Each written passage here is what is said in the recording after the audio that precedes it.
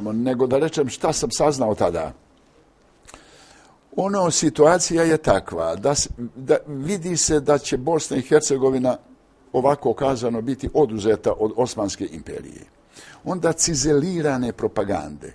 Jedna je bila od Austrije, a najviše preko Franjevaca, da se razvija horvatska nacionalna svijest, a druga, još suptilnija, srpska.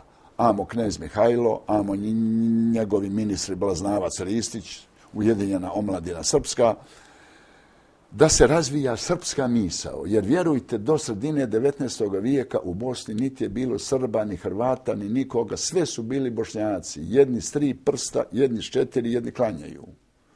I onda ta politička prominentnost srpska dovede Bogoljuba Petranovića, jednog vrlo obrazovanog čovjeka, inače je bio kaluđer, bio je i iguman manastira Savine, u Sarajevo. A sultan, tako reći, neđeljno sve daje popuste da bi bili zadovoljni turskom vladavinom. Recimo, otvara se 1863. godine škola za pravoslavce u Sarajevu.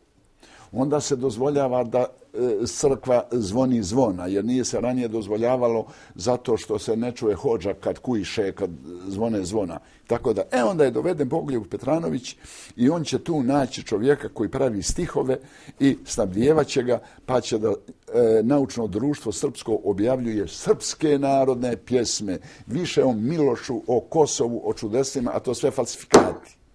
Vjerujte, izučavajući arhive i ostalo, pravoslavac bosanski više je tuge, više je mrzio i više nepravde doživljavao od fanariotskih svještenika nego od aga i begova.